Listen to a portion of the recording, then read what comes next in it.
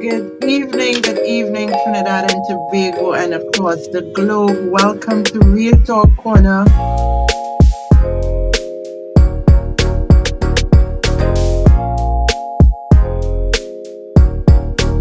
Hadassa, how are you? Hi, I am fine, thank you. How are you, Esther?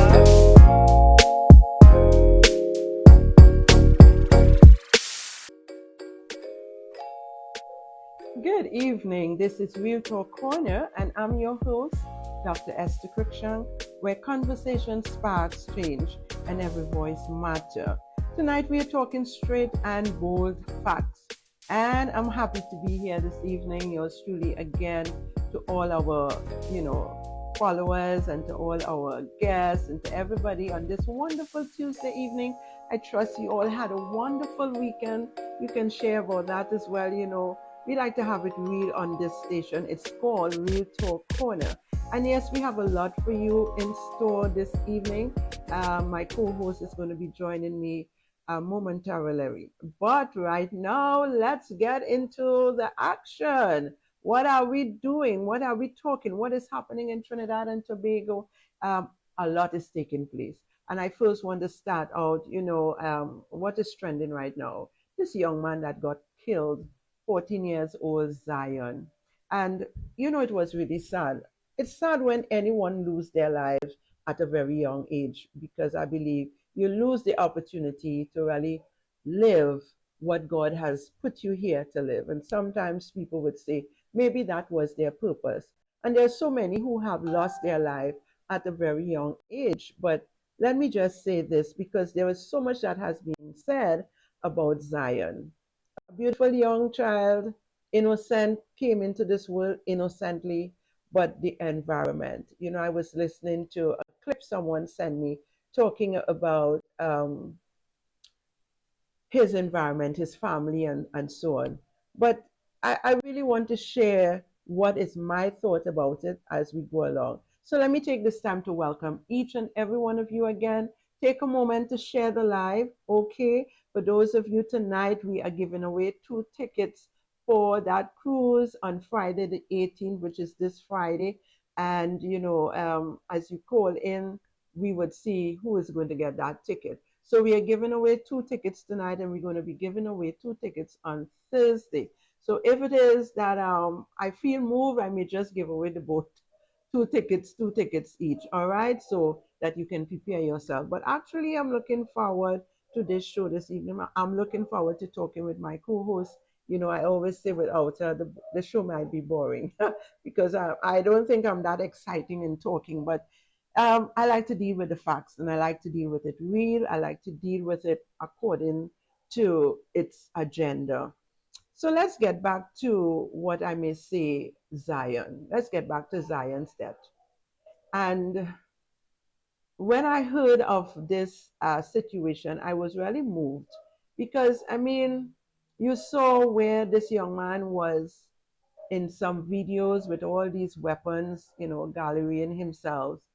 And it's unfortunate. And this is real, people. Your children do things sometimes that you are not aware of. And you think that they all good, they're with good friends, being influenced by the right people. And this happens most of the time with parents who are working, single parents, or even family, where they're so busy concentrating on other things to even make their lives better, their children or grandchildren lives better. And our children are being influenced by bad influence.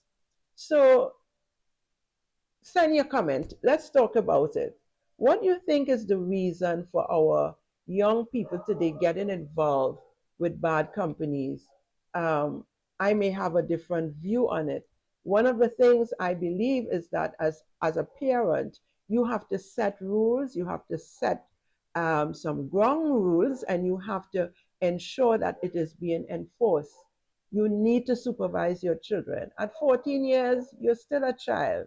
Even at 18, when they say it's legal for you to do some things or for the police to lock you up, you are still a child.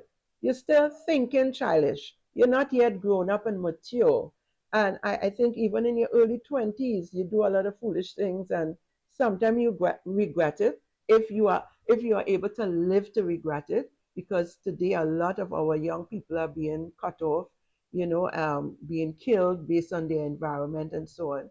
But what do you think, parents, those of you who are out there, and even the young ones, what do you think is the problem? Why are you, as a young person, will allow yourself to be in the negative vibes, the negative, look up to the negative influence?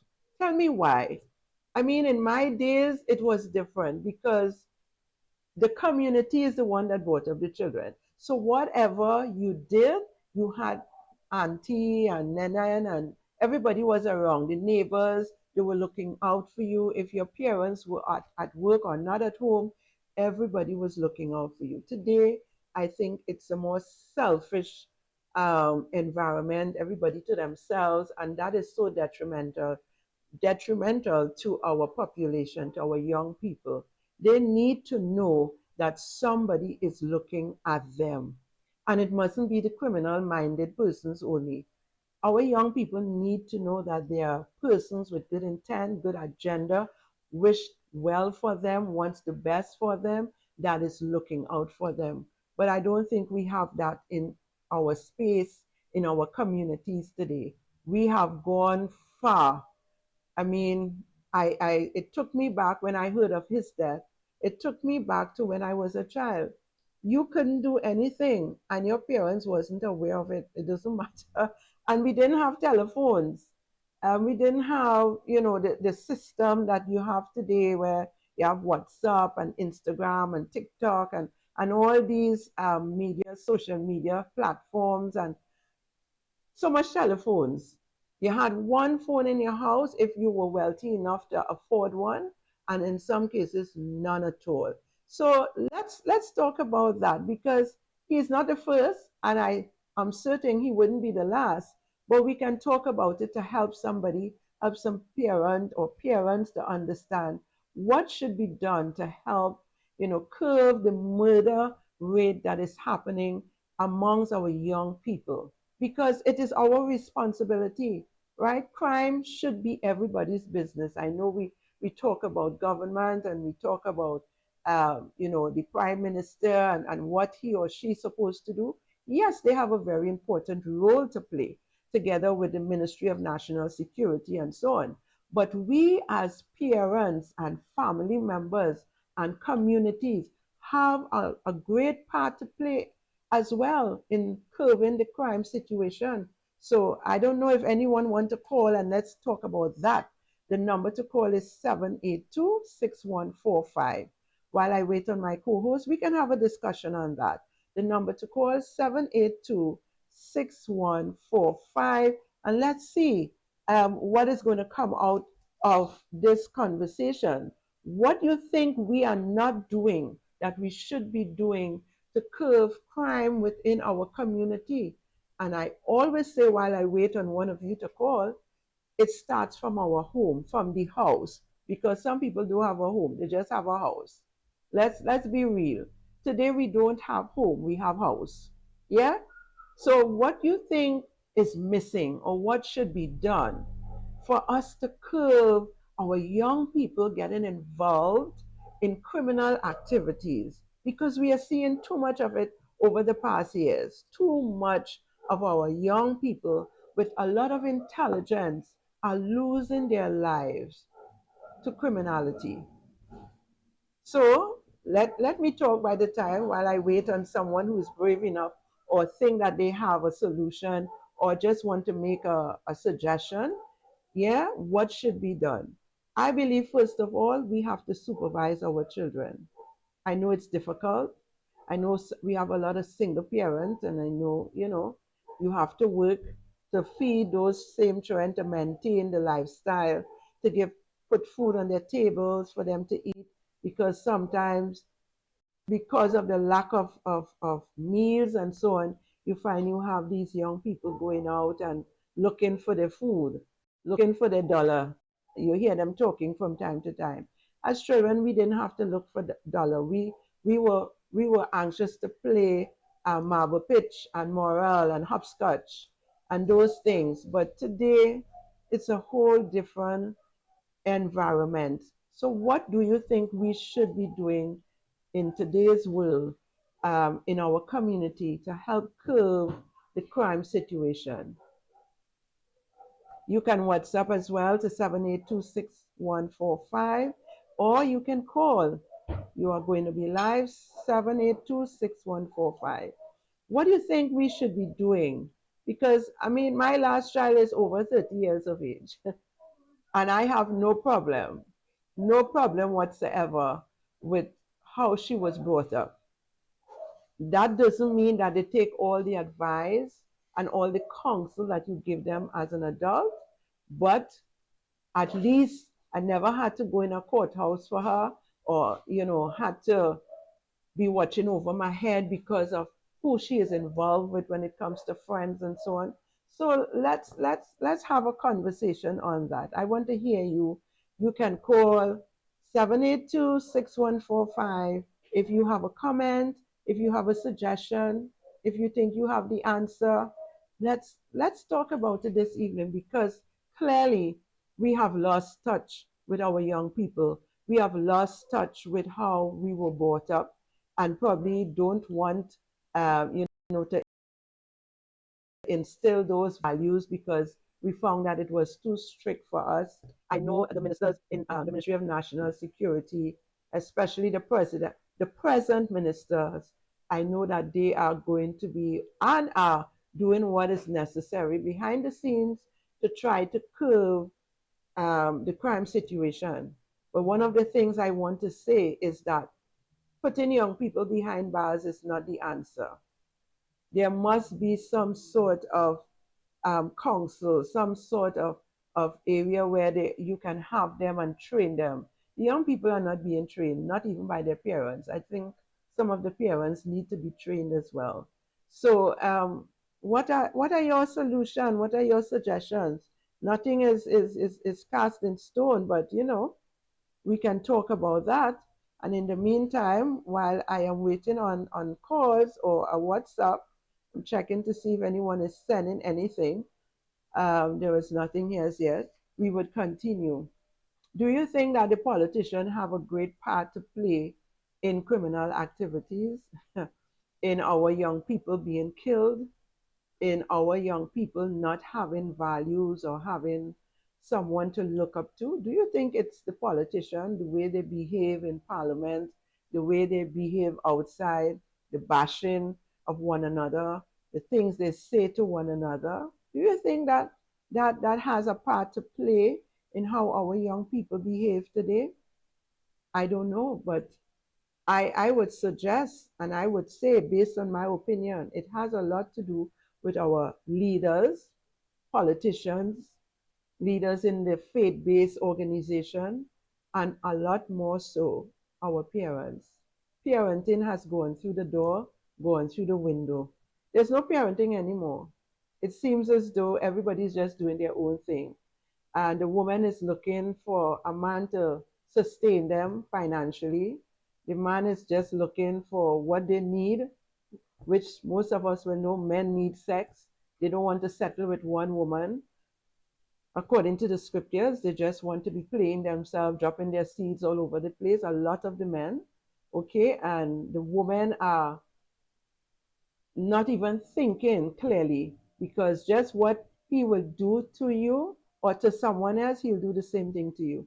So if he come to you telling you that his wife is not treating him well, but he's not making any effort to find out from his wife, why is she operating the way she is operating, and not even thinking to go to a counselor.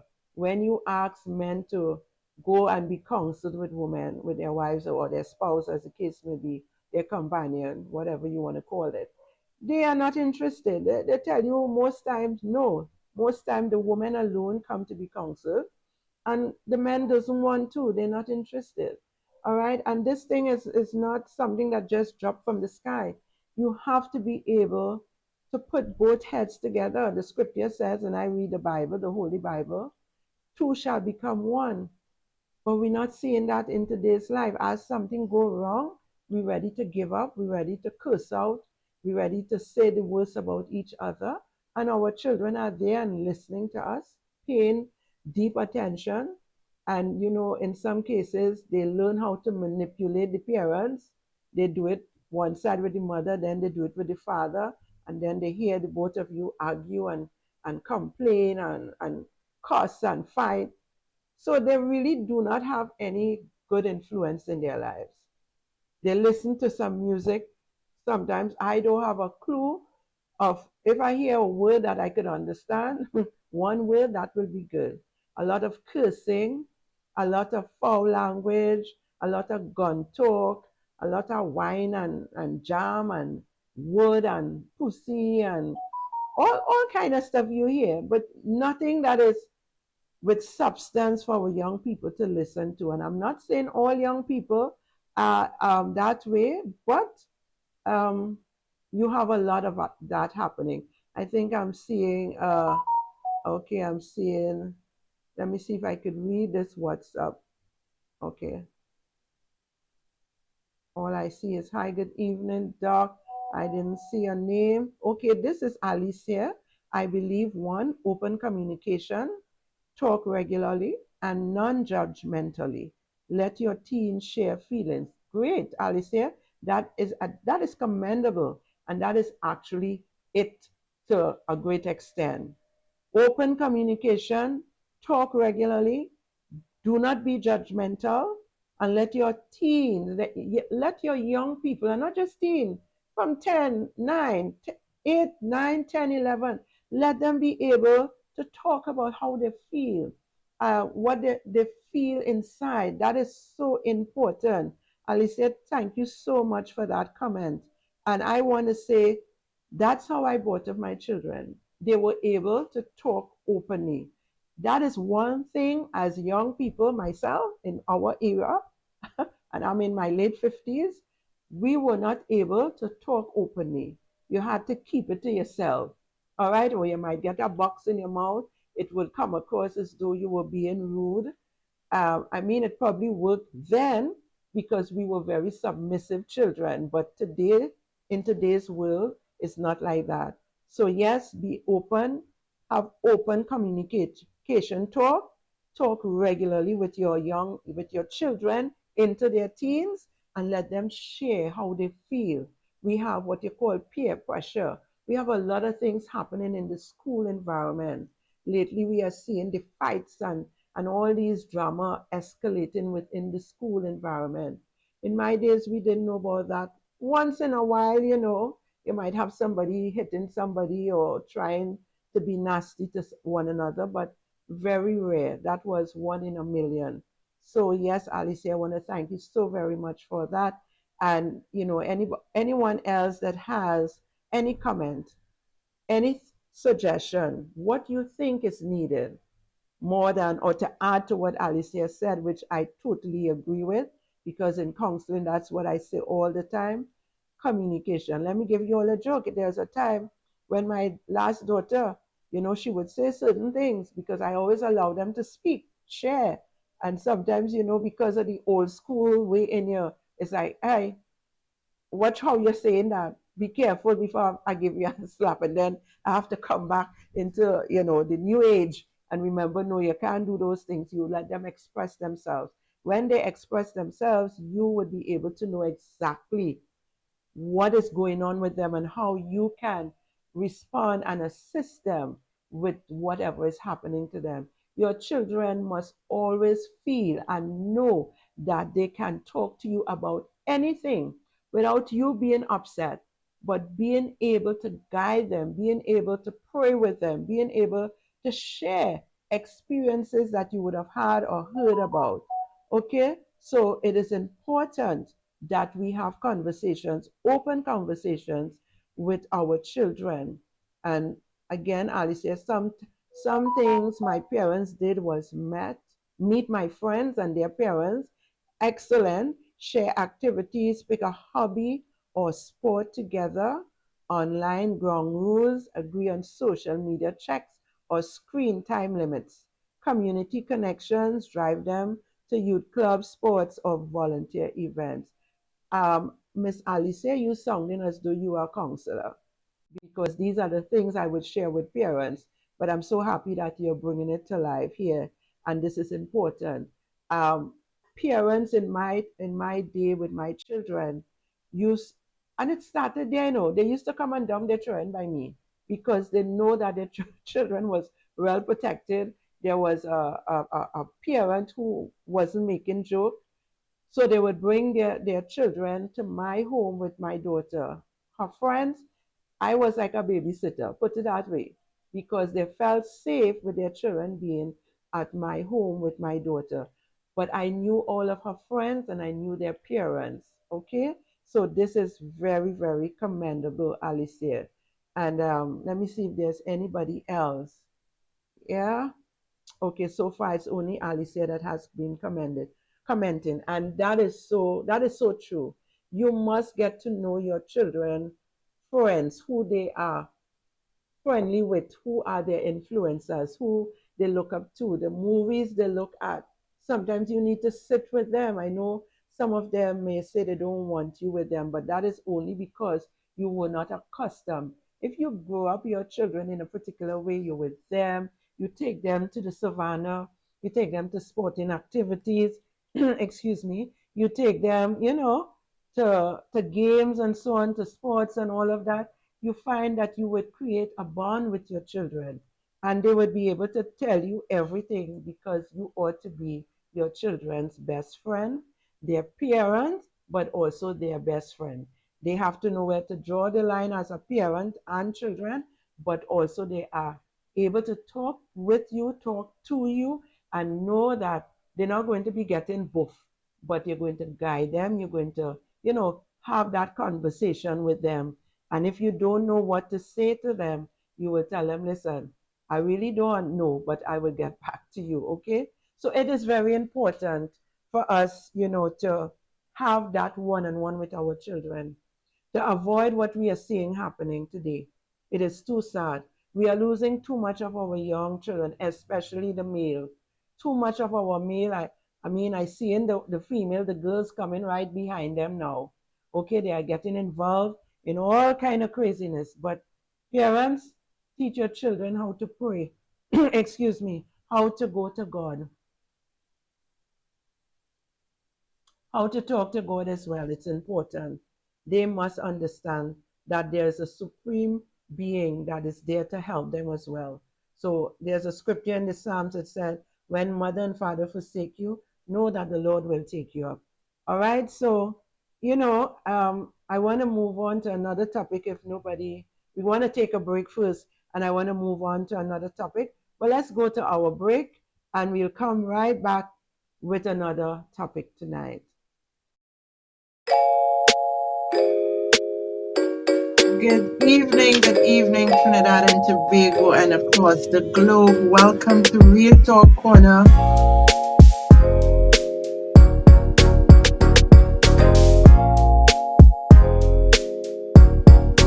Hadassa, how are you? Hi, I am fine, thank you. How are you, Esther?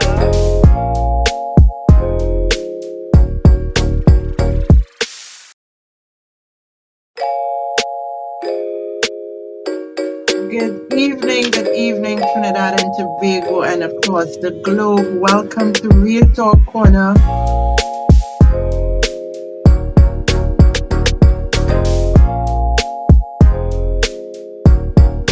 Hadassa, how are you? Hi, I am fine, thank you. How are you, Esther?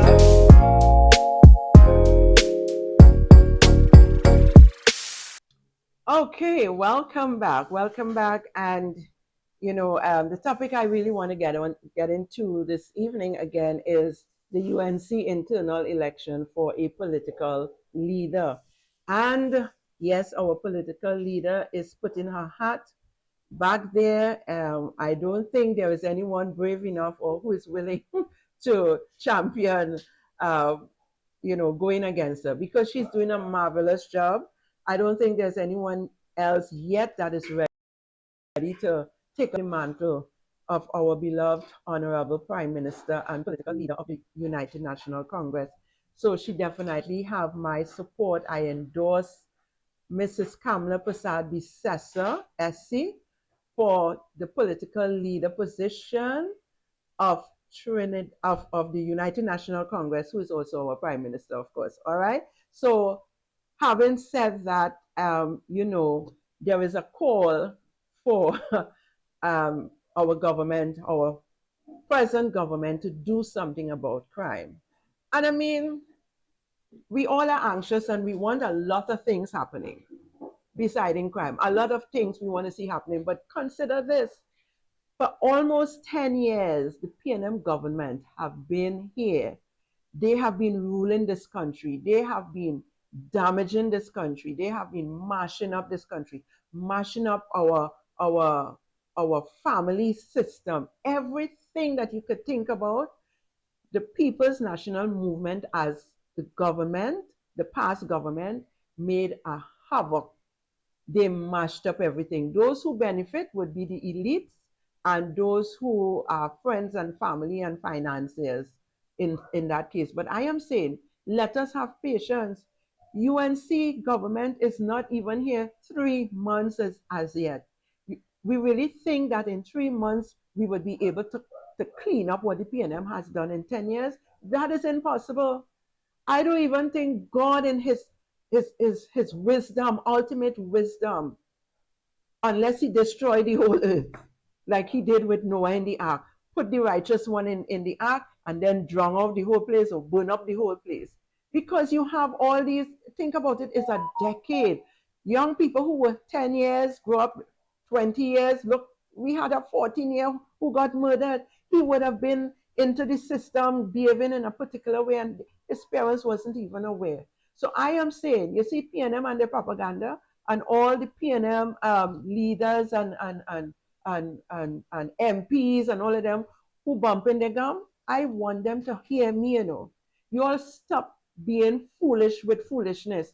You all are the one who make a mess of this country. And what you should be doing is standing together with the UNC, supporting them to fix the mess that you all have made.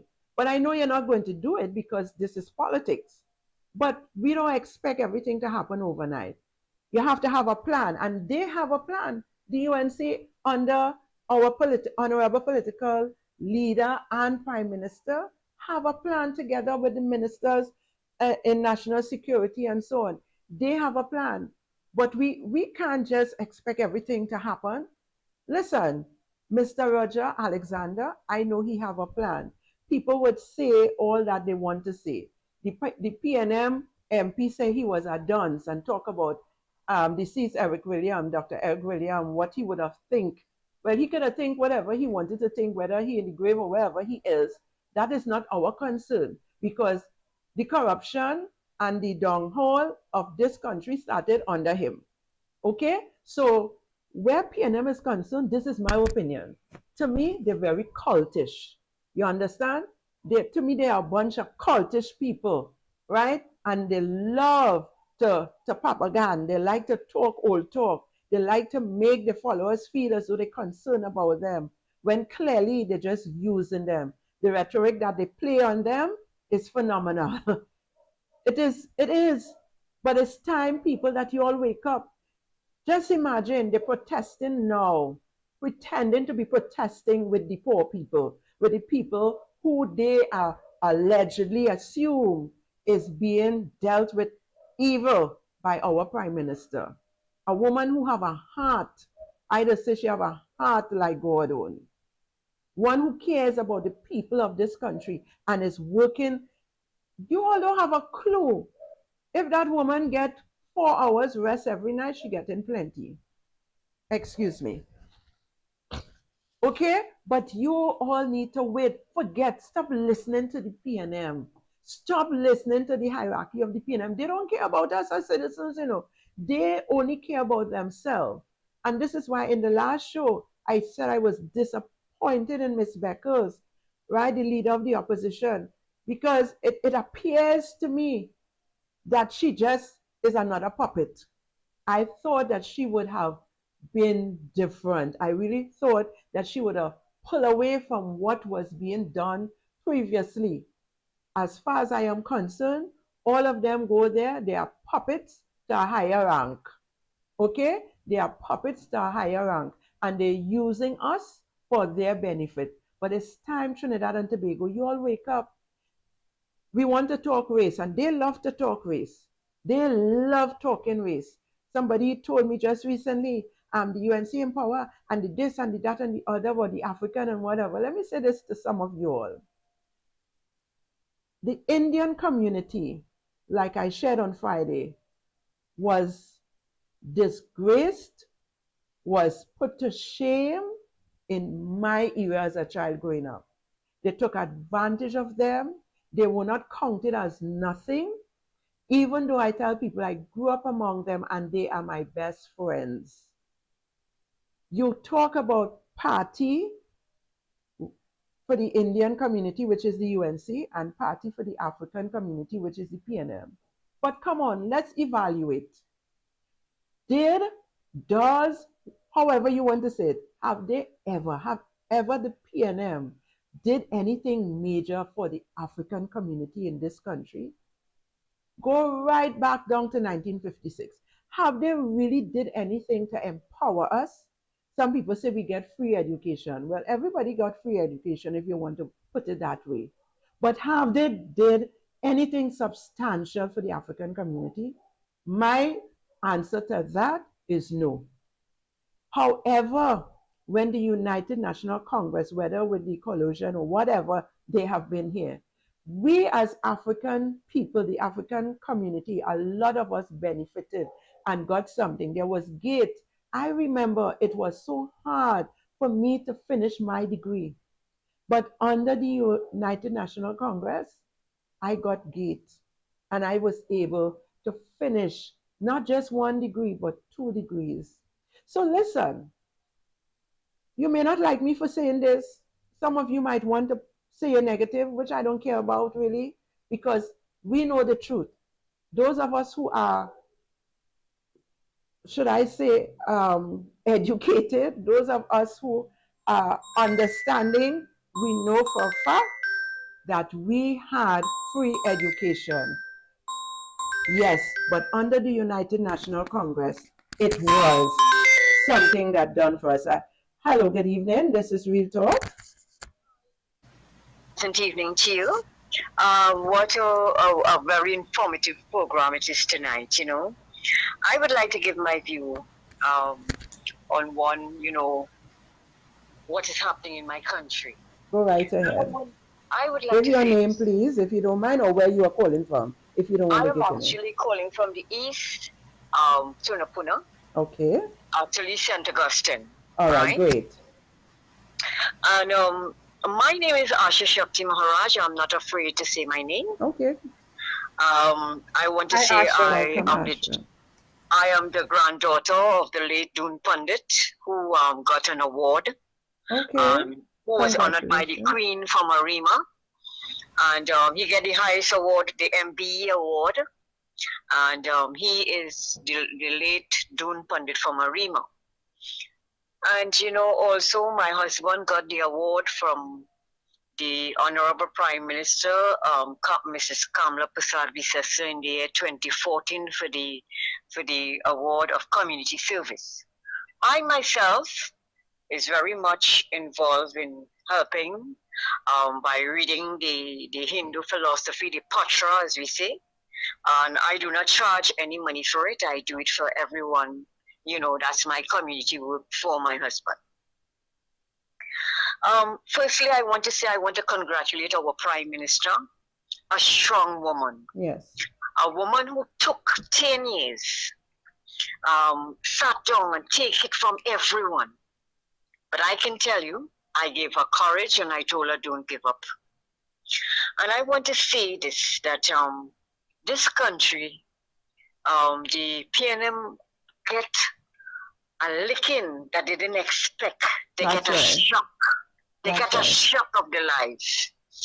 And I want to say this to our nation, our country. Do you know something? After election, I have been looking around, and you know, people have changed. There's a smile in people's face, no matter what race, color, and creed you belong to. When you're out there, you will see people smiling. You go to the grocery, hi, can I help you? You know, this kind of way. And I want to say this to our Prime Minister. She made a statement when she won election. And you know what she said? She said, they take advantage to my kindness. And that is a serious, serious point. And that is a true statement. That's right. It's a very valid point. You know why? When you look at people who she put in position in this country and actually betrayed her, you could have seen she felt it in her heart. Yes. That the things she had to go through. And I want to say this. Mrs. Stuart Young should have given an apology to our Prime Minister and the women in this country. Because you went in Parliament and you make some dirty statements. I wouldn't even like to repeat what he said. No, don't. Right? And those statements that he made, I think that goes for everyone in this country. And he still needs to apologize for what he have done to the women in this country. Right? And I think actually the whole PNM, all the men in the PNM need to apologize to the women of this country. That is my belief. When you look at a country that in the pandemic time, where you have a prime minister stating that if you lose your job, if you get your back pay, you could lose your job. Who dead, dead. Who live, live. Okay. What kind of statement is that? You are a prime minister of a country, and you should see that your citizens are not to be suffer for anything. Asha, you have 30 seconds. I have to wrap you up. So 30 seconds. Before I end, I want to say that my country needs a lot of prayers, and we will pray that our Prime Minister will be able to help us with our cabinet colleagues. And to our citizens, let us pray and work together. Yes, definitely. And my slogan for my country, life is fragile, handle with prayer. Your health is your wealth. Please take good care. Amen to that. Thank you so much. And have a lovely evening. Thank you for calling, Asha, and thank you for your comment. Thank you so much. Thank you very much. Okay, you all heard it from Asha. You know, one of our first caller. If Asha was going to the boat cruise, she would have gotten that 2 tickets here. But let me take this time and opportunity to welcome my co-host who has been here for a couple of minutes. I know she had a long day, but she still looks bubbly, still have that smile on her face. Hi, Hadassa. And how are you, my girl? Hi, Esther. Hi, Trinidad and Tobago. I'm getting a little bit of feedback, producer. But let me just say good night to everybody. It's good to be here. It's good to be back. Esther, you look lovely as usual. And I sometimes forget that I am a co host because I really forgot that we were doing a show. I was really just enjoying taking you in. And congratulations to Asha, our first caller. She made history tonight on Real Talk Corner Live, and we'll remember that call. She made some excellent and salient points. Um, I had some comments which were concerning what Esther was talking about. Before we took the call, she was talking about Kamala Prasad Bissasa's the internal elections, the general in the UNC. I'm still formulating my opinions on it. I think the thing that I'm most concerned about is um, I don't know what her plan is, if in the next 5 years she intends to contest the elections again. Um, I feel like I don't know if there's any succession planning taking place, and I feel like that might be a necessary and wise thing um, to think about. What was the other thing you were talking about, Esther? You were talking about Well, something we were else talking after that. about that election, internal election, and then we were talking about the crime situation and Yes, what is yes, being yes, done. yes. I had my thoughts on that.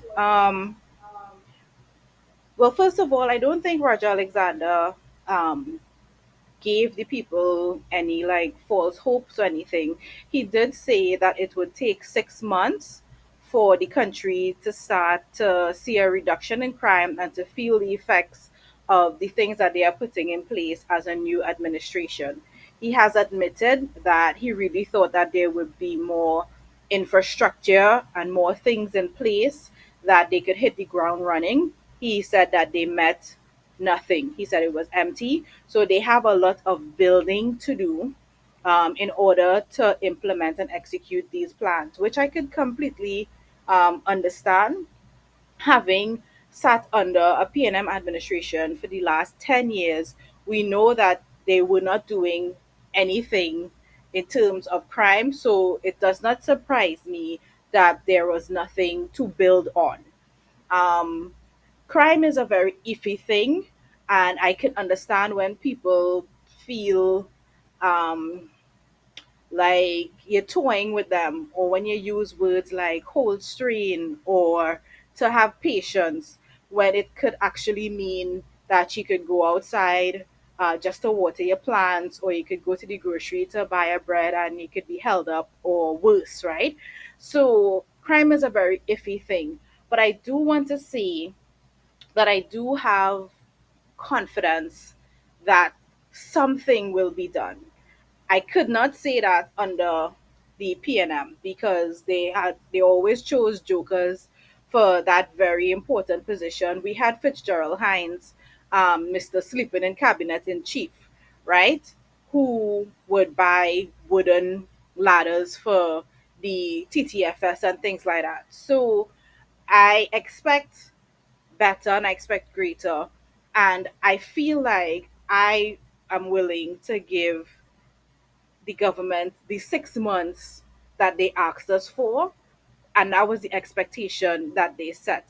If after 6 months, right, we cannot say that we feel um, uh, of a tangible reduction in crime and things like that, then we could probably say, well, you said, because now we are holding them to the standard that they set. In the meantime, I would encourage everybody, like I said on Friday, let us all do our part in terms of what we can do, right? Which would be don't take unnecessary chances. Be careful, be aware of your environment, and if you see something, say something. We need to get more involved in our nation's the things that are happening around us, and participate more and not put all of it on the shoulders of the government. So those are my opening remarks for now. Hadassa, I agree with you. However, I am still, now, those of us who understand what is happening, we will understand that the infrastructure in this country, nearly in every department, every ministry has gone to. Non-existent. Yes. Exactly.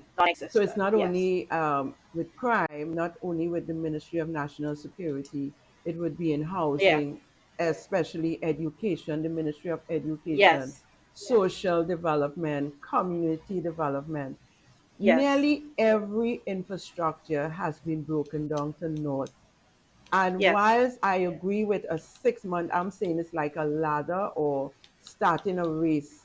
And I It would is say tiered. in Yes. 6 months, I personally expect to at least see they climb one step on that ladder by giving us some information, because clearly you hear about the finances as well, all the craziness that has been taking place with the Yes. finances of our country. Also, Yes. the Ministry of Health. And I mean, for years we have been hearing about all these dilapidated buildings and infrastructure Yes. over the Yeah. last No 6 or 7 years. maintenance We was have been done. hearing about it. Yeah. Absolutely no maintenance. But I would say at least in 6 months, we must be able to see a little peek into what is taking place. Because one thing I am almost certain about is that all of the ministers that our honorable prime minister has chosen this time They around are are working. workers. Yes. They're not They are sitting working. on their Yes. butts.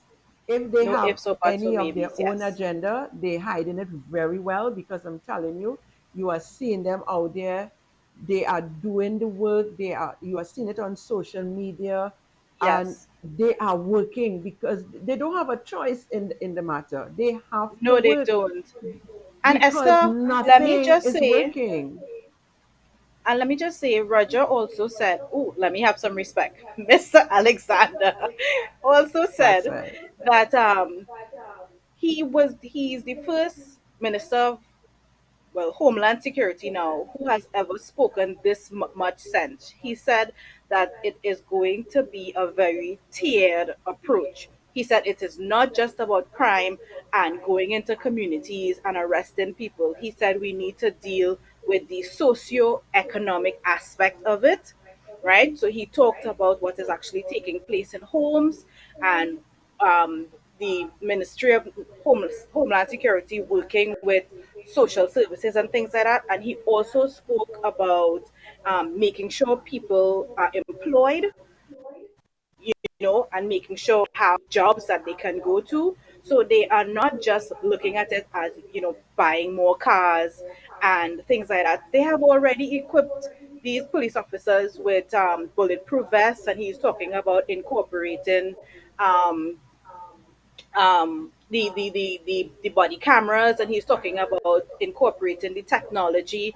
He was so excited when he came back from his meeting in Jamaica, because he says technology is the way forward.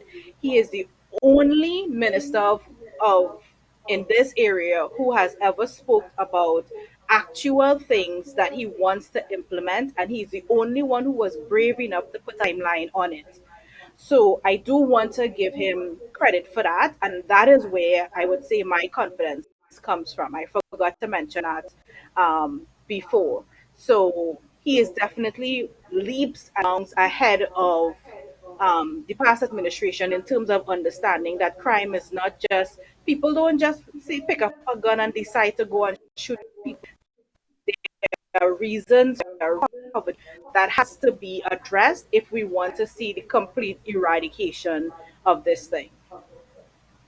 That's it. Definitely. And I would want to add to that from listening to him, he have this holistic approach to Yes. dealing with the issue. So it's not just Yes. going and look for the young men and throw them in jail or try to shoot them down and all of that. Because this didn't just happen overnight. And it was a progressive relationship in the negative towards criminal activities that has caused our young men and even women and even the older ones who are in the white crime and all of that. That didn't happen overnight. So I, listening to him, got the impression of a holistic approach, and that will not come overnight. It takes a lot of No. planning, putting heads together, Yes. and understanding the culture of certain people. Different constituencies would have different type of culture. The Southland is different to the east and to the north and so on. So I am really at ease and want to say to people, don't just let your guards down. Know that you Yes. still have to be alert, still be, protective of your property. Make sure that it is secure when you go at home, at night to rest. When you're going out, still look over your shoulder. Don't take anything for granted. But also, I Yes. want to say that a lot of the killings and murders that you are hearing about, with one or two, that is exception, would be people who are involved in gang or in some kind of criminal activity. Okay, so I want to take this time again to open the phone lines 7826145. If anyone want to, join us for just a couple minutes, 2 or 3 minutes, Yeah, guys. I Come want on and chat you with to us. I want them to call in and to share with us. Tell us what you think, and you can also send a WhatsApp to the same number 7826145. We want this program to be real. We want it to be proactive with our conversation. We want change. We don't just want the propaganda or a set of likes and no. We want all of that, but we want to see change. We want people to be empowered. We want people to understand the times and the season they are living in, the type of population mind thinking citizens that we are in. Hadassa, lately I realize that a lot of people are patient, less people are arrogant. Nobody wants to wait on anything. Everybody just wants everything right away. And I want to also say our Prime Minister, Honorable Prime Minister, she have been saying, she have been meeting, if you all recall the Monday night forums and meeting with the citizens all over Trinidad, trying to get a feel as to how people think and what people want to see happening. Yes. So she have started Yes. her groundwork and now she is in a position and they have been sitting. This is why she was able to put the persons as ministers. Let me tell you all something. This woman is bright, she's intelligent, she knows what she about, she know what has to be done to change around this environment, to change around the economy, to change around what is taking place, right? Whilst the PNM is sitting and asking, but where's she getting the money from? They shouldn't be asking that question because they should have left money in the coffers, the public coffers, so that there would be money to do what is necessary for the country. So if PNM had Yes. remained in power, where would they have been getting money to see about the citizens? It clearly says that they wasn't going to see about the citizens. It would have been more hardship on top of more hardship and more hardship, more killing, more murders, more everything. Yes. So, I am confident in God that He has given our Prime Minister, Honorable Prime Minister, the ability to do what is necessary to turn this country around. But it will not I even mean, happen in 1 year. It may take, I am saying it may start to look like what we want it to resemble probably in 2 to 3 years. But they must get the ball yeah. rolling, and I know they have started by putting boards in place, putting certain things together, and we know the waster, the waste stalkers, and they are going to be you realize, so that's everything our prime minister do is a problem to the opposition. Yes. Well, they would Everything. they will oppose for the sake I of want it to be opposing, strong. but I to want it to the be strong. more discerning citizen, you would realize that we are dealing with a completely, totally different administration. I am so impressed by what Esther just mentioned, the talks that are continuing to happen in the communities. No longer could you say that we didn't see our MP or we didn't see nobody for 5 years, because that is not happening. This time around, we are having pre-budget consultations, because we are asking the citizens, what it is do you want to see in this budget for your constituency? What it is important to you? What are the needs that are most pressing and that you want to see met? It is so refreshing to have government with consultation, with consensus, including the people, and continuing to be mindful of the fact that you did not put yourself there, that you were elected.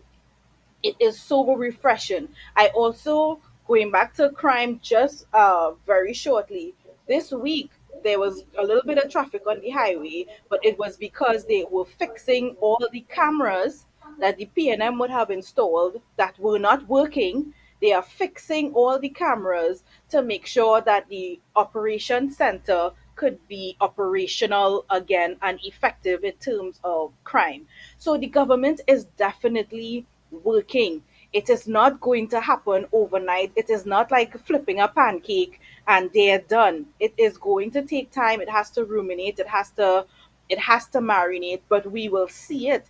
The evidence that we should take solace in is the fact that we are actually seeing these things taking place. There are reports coming back about investigations in URP to again root out the corruption that was so rampant under the PNM. We have positive reports coming back from the Minister of Energy, Rudal Minilal, talking about the fact that for years the PNM would not engage with the oil players in our country. So they have been meeting with BP and the different players, and they are again now expressing confidence and wanting to have a relationship with the government again. They are talking about ramping up oil and gas productions, which would definitely affect our bottom line and our revenues. It would positively impact things like access to foreign exchange. The government is working.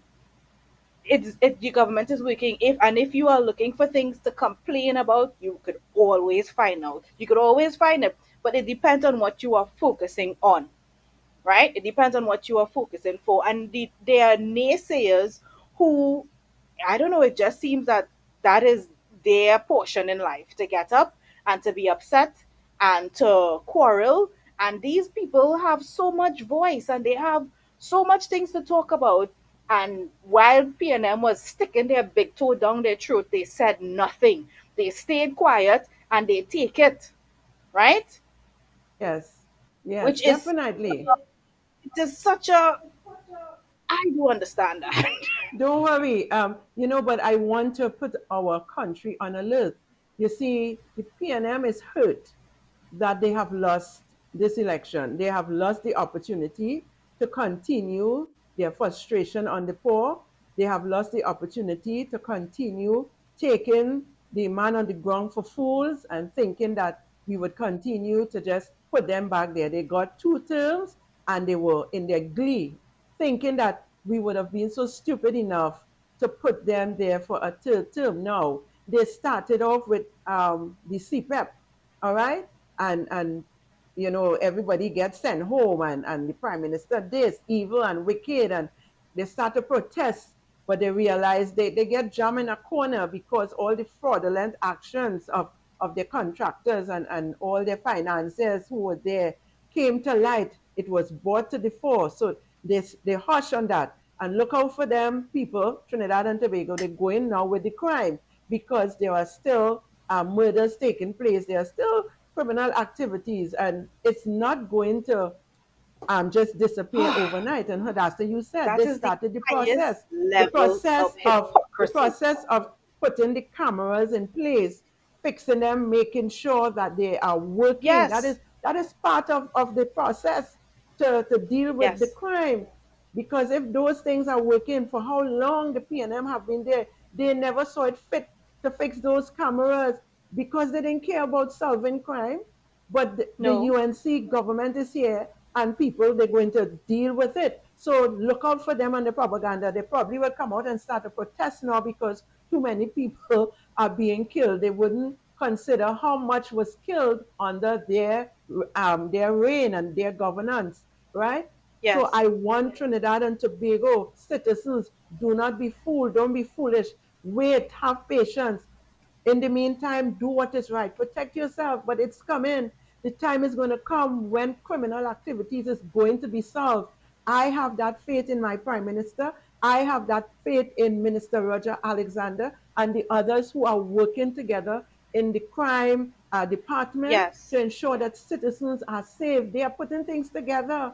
They can't tell us every yes, detail that they're doing, but you are seeing it as no, you traverse exactly, from place to place. You are seeing things taking place and you wouldn't know yes, everything. But soon and very soon, we're going to see that they are catching the criminals, okay? And those criminal minded citizens, especially the younger ones, listen, it's time for you to get real.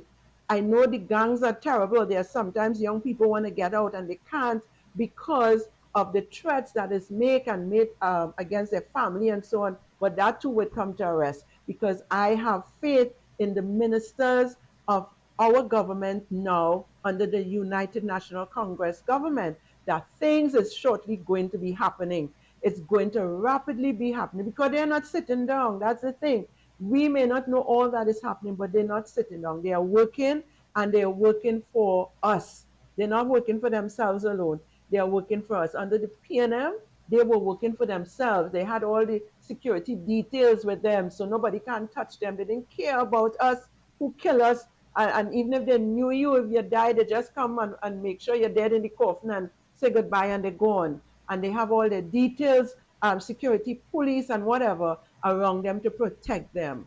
You understand? yes, I yes, listen. If you give me a chance, I would have nothing to say about the PNM. We should put them in a box, lock them up, throw away the key. There was a song you used to sing like that. Lock the box and throw away the key true, because they have not been what we had put them there to do. They robbed us, they disrespected us, and they leave us to die.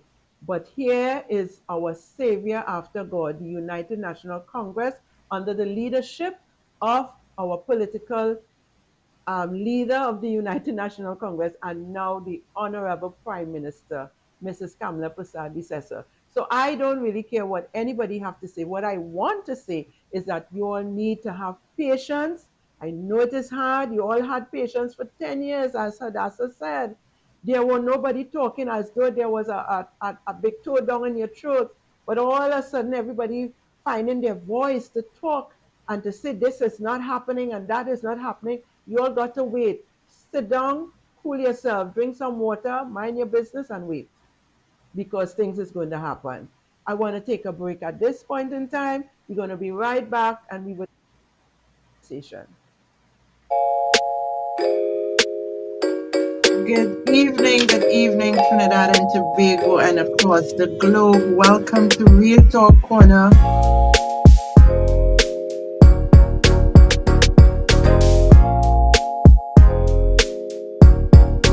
Hadassa, how are you? Hi, I am fine, thank you. How are you, Esther?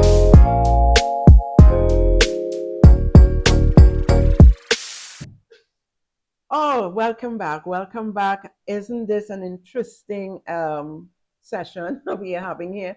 And it is real. We have to be real. Trinidadians, we have to be real. Tobagonians, we have to be real. Aren't we not tired of the PNM who have brought us to nothing? Hadassah, I heard when you talked about, people, no, it wasn't you, it was Asha. You go into the supermarkets and people are smiling, and that is so true. I have been going to certain places and there's a smile on some people's face. Of course, the tension, there was a song that said ease the tension. The tension has been eased by a lot of people. We know that there are still some people who are frustrated because they still are not able to pay their bills and so on and so on. But we have to trust God, and we have to be our brother's keeper in this time and season. And somebody might say, yes, we're doing that now. We didn't do it under PNM. We did it a lot under the PNM, especially during the COVID time when you were asked as business entrepreneur to keep your employees and pay them, keep your tenants, and don't, and they would send money for you. There are lots of people who didn't get anything. Okay, everybody was trying to help one another. We have, but the pressure became too much.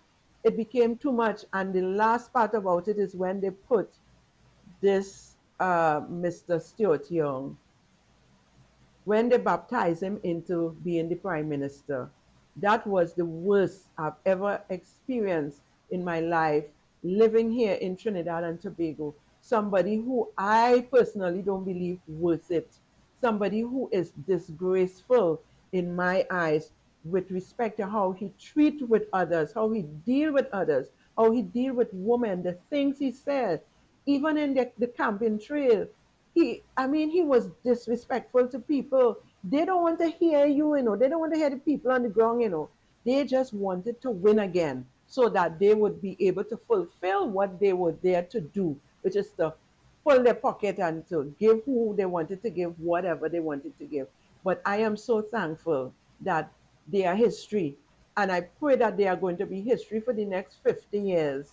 By that time, some other good party, if the UNC doesn't keep it going together, some other party might be able to be given a chance, because I think complacency breed contempt. So we don't want the UNC to stay there forever and then after, they start to behave just like the PNM. We want them to know that we support them, we support what is happening now. If they can keep that together all the time, yes, give the people the respect. The Honorable Prime Minister always say, put God in front and walk behind. She always said to her MPs, serve the people, serve the people. These are things that is in the scriptures. For those of us who are religious and we want to talk about Hinduism and talk, but she's not a Christian. I think that she's more Christian than some of us who call ourselves Christians because of how she operates. She's a woman who always talk about putting God first. And anybody who understands that they have to put God in front and walk behind will always have success, no matter how you try to bring them down. And we saw how they tried to bring her down, but she stood strong. I admire this woman. And I always say she is more Christian than some of us leaders of the faith who say we are Christians, because she opened her arms wide, even to those who disrespected her, who said all manner of things about her. She opened her arms and she forgave them and she welcomed them, because she knew that you can't do it alone. We have to do it together. Somehow the PNM didn't understand that, and saying they're shocked that they lose. There are people in the PNM who actually say that they are shocked that they didn't win. And I'm wondering to myself, where were they? Were they in Mars? You're hearing people crying out for mercy. You all wasn't helping the poor. You all were putting more pressure and telling people tighten their belts, telling them to eat provision, telling them forget macaroni pie and callaloo, telling them to go for coal pot, ride on bicycle. All of these things you all were saying, and expected that we would sit down. Of course, not me, but once a party when all of us have to feel the brunt of it, it's either good or bad. Okay? And they expected to win this next election. I am telling you, if they had won this election, I was going to leave this country, sell my birthright as Esau did to Jacob, and get away. Because then I would have said, the people of this country gone clear. Some zombies upon them, but thankful to God that their eyes were open, and a lot of them did not go and support the People's National Movement. So I am grateful, Exactly. because I don't know about other people, I could not have been here dealing with what was going to be taking place in this country. I mean, the PNM has so much cognitive dissonance. They don't understand what they were doing to these people when the pandemic hit, right? And I think they were providing hampers or whatnot, and they don't realize that a lot of people are literally on the poverty line, right? If there is any hiccups or any disturbance to their income, that is it. They cannot feed their families, they cannot feed their children, they cannot send their children to school. So when the pandemic hit and they were doing a hamper drive, I believe it was, and people show up, right? And some people took more than one hamper and whatnot. And Donna Cox had the nerve to say people are greedy, right? And then you look at the greed that they were indulging in. Khadija, I mean, talk about what was going on in Europe, right? They had a $300 million budget, and of that, $231 million went to paying ghost gangs and people who wasn't showing up to work and contractors who were not doing the jobs. They were just using the money, and no projects were completed, right? And everybody was eating our food. And what do you mean you don't understand how, what do you mean you don't understand how you lose? I mean, if Stuart Young by some ill twist of fate had become our prime minister, our cuckoo cook, according to Crowley, that would have been it for us, because he's also incompetent.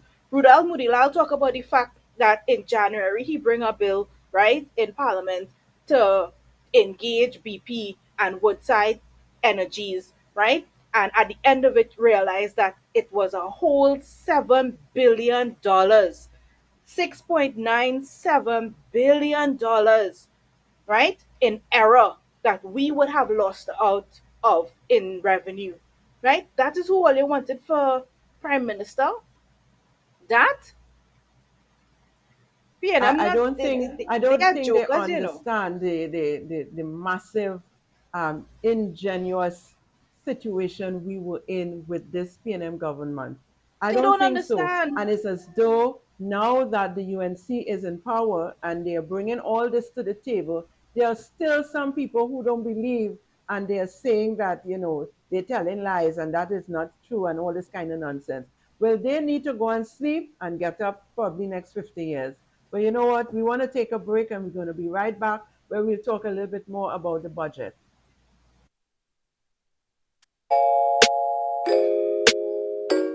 Good evening, Trinidad and Tobago, and across the globe. Welcome to Real Talk Corner.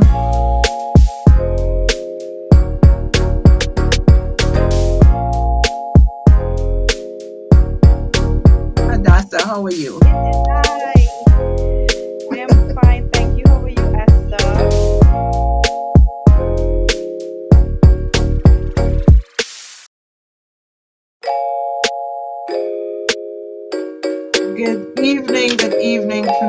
Tobago, and across the globe. Welcome to Real Talk Corner.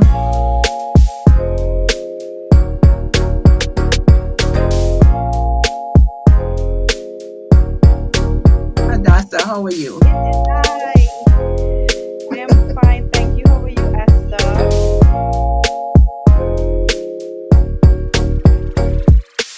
Okay, welcome back to Real Talk Corner. And I just want to remind us of the Cooler Cruise on Friday the 18th, and I don't think nobody has called in. You are getting 4 tickets we have to give away, so 2 tickets per person if you call. So the next caller, if you call and you would like to have 2 tickets free of charge for this sunset cruise, it's on Friday the 18th. It's $200. We still have tickets on sale, but we are giving away 4 tickets, one per person, two per person. So if 2 persons call, they're going to get that. And this is to help our, friend and colleague whose house was burnt down and lost everything. Our good friend, um, Lyndon Mark of Tobago. So, if anybody ever experienced that, you will understand that losing everything in one day could be devastating. So, Friday the 18th at Anchorage, I want you to bring your coolers, sunset cruise. It's boarding time 3 p.m., sailing 4 p.m., back 7 p.m. Of course, there are going to be things, drinks and cutters and so on sale. And for more information, you can call 365-2803 or 312-5066 or 742-1226.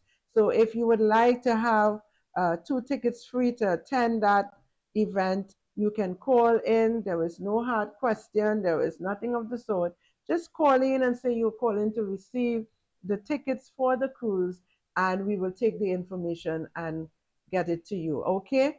So while we are on that and we wait for the calls, we just want to talk a little bit. I want to remind Trinidad and Tobago, I am telling you all, be wary of the PNM. They're going to come with the propaganda. They're going to come with all kind of stories with respect to crime. And the UNC ain't doing nothing. All of their Don's lawyers will come together and come up, concoct some kind of nonsense to talk about crime, and the government not doing nothing about crime. And they will start crying in our heads, and they will get some people to come out and protest because the young man get killed or somebody else get killed or someone was kidnapped, forgetting that they were in power and all of this was happening and they didn't have the answer. But surely the answer is in this new government, and you all are going to see the results of it shortly. Don't forget, I am telling you, you would see it shortly. They come in with an attack on the UNC government about crime. So you all need to be on your guard, be alert, and wait and be ready to tell them, go back in their hole, go back and sit down and listen and learn and see what this government is going to do with respect to crime. And let them know, after they spoil the place for 10 years, you don't expect it to fix it in 3 months or in 6 months. We are not even 3 months yet. So you know what? Be prepared. Don't say I didn't warn you all. They come in. Be ready. They come in. They come in like fleas, right? They're going to call out some of their people and protest. CPEP didn't work for them. They didn't get the results they were looking for. Now they're going to come at crime. All right? So be ready. When they come with the attack, send it back to, yeah, Hadassa? What do you think about that? Anybody wants to call and talk about the crime situation, how you feel, and advise on what should be done? We already said that, we should be vigilant still. Don't let your guard down. Be alert of your surroundings. Whenever you go, make sure that, you are safe. Your vehicles are parked in a safe place, a littered place where, when you return into your vehicle, that you cannot be ambushed, or stay at home if it's going to be more profitable for you to stay at home than to go there and lose your life or lose your property. Okay, remember, things are getting there, but it's not there yet. So let us be mindful The place is in a mess. It's getting better by the day, but please take advantage of your mindset towards what is taking place around you. Okay? Hadassa? Yes, I'm here. I'm here. I mean, I always used to say it that um, I think the thing that I was most concerned about with when it became obvious that the UNC was going to win the election was that you were going to see the PNM switch gears. And I have always said that when they are in opposition, they are very, very effective um, as an opposition. They're very good trolls.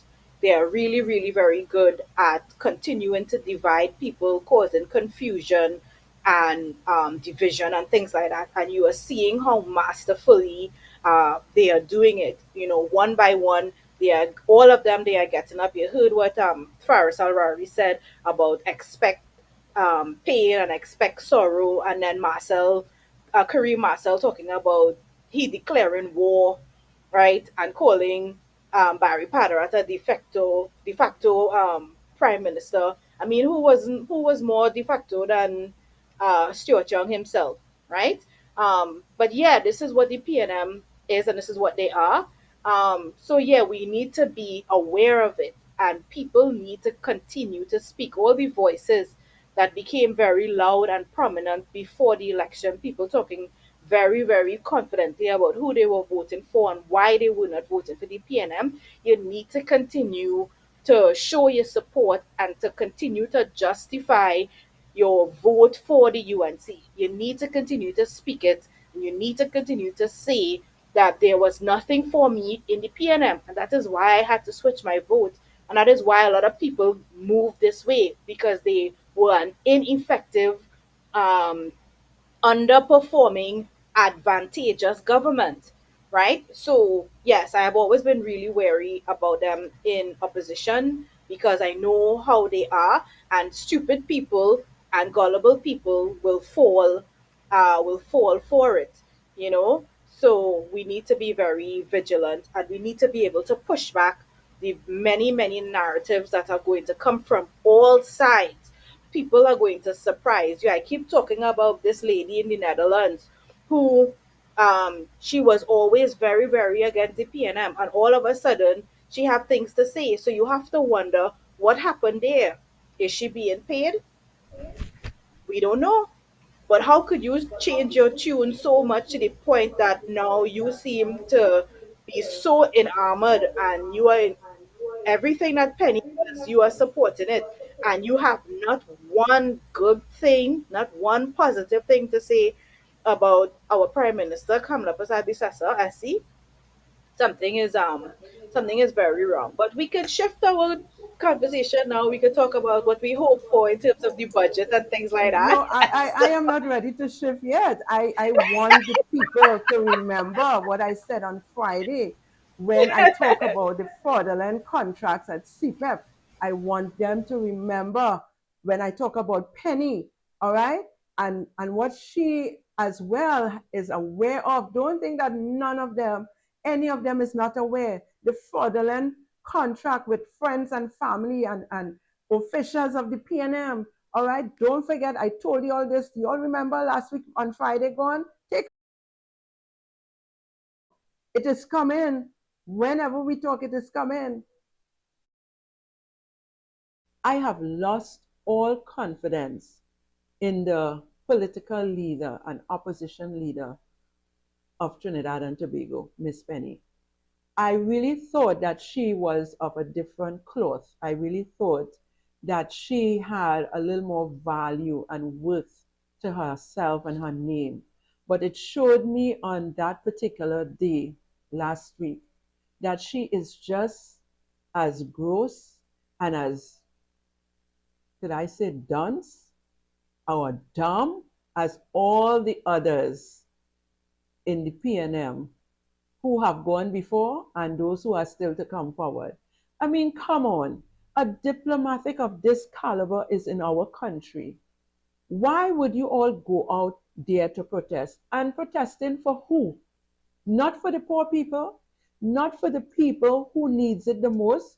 You all were doing it for your contractor colleagues who at some point in time probably would bring benefit to you all, and praying. Let me say this, that prayer didn't reach nowhere. It didn't reach anywhere. Okay? You're protesting in a time when our country is supposed to be celebrating our East Indian brothers and sisters who have grown from stage to stage. I absolutely have no problem with what has been taking place. Some people talk about race and they talk about the Indian government and they talk about all these foolishness. Let me say this. When the king or the president of one of the African country came here under the PNM government through Dr. Keith Rowley, if the UNC had by any means decided to go and protest, we would have never heard the end of that. Yes, people, I warned you all last week and I'm warning you all again. They had no crime plan and they still don't have one. What they did there, that is their crime plan. Okay? I was so disappointed, even in Pete Scotland. I didn't call his name last week. I always thought that he was more diplomatic than that. But these people are showing up their true colors, who they really are. They like they nobody, they don't worth our time. They have nothing in place for us. They have nothing planned. All they have planned is just what they did. When a diplomat is here in our country, a honorable person, to bring out a few handful of people and probably get them $100, if so much, if any at all, to come out and make themselves a fool. People see them for who they are. The whole bunch of this PNM MPs and so-called followers, you all need to go and sleep, wake up, take a shower, and come again. And this time, come with a heart for the people. Don't come to come against what the UNC is doing, because the UNC is working for the people. And I pray, God, that they will continue, because I know some dads could be sending against them things to make them do wrong stuff, but they have to pray. But you see, my political leader and prime minister, she is a praying woman as well. And she put God's first in front and first. So I know things is going to get better. I warned you all. This is the second warning. Don't say I didn't. Okay? These people are going to come and attack you all who doesn't have sense. They can't attack us, but the people who they believe just look up to them and don't listen to news and are not able to assess anything. You all are the ones, the people on the ground who ignorant, who doesn't, dissect anything. They're going to come with their foolish propaganda to attack you all again. Don't say I didn't warn you. They're going to come with some stupid talk about crime and what is happening in our country. But I am not disturbed. I'm not worried, because I know the UNC government is working for us. They're working for us.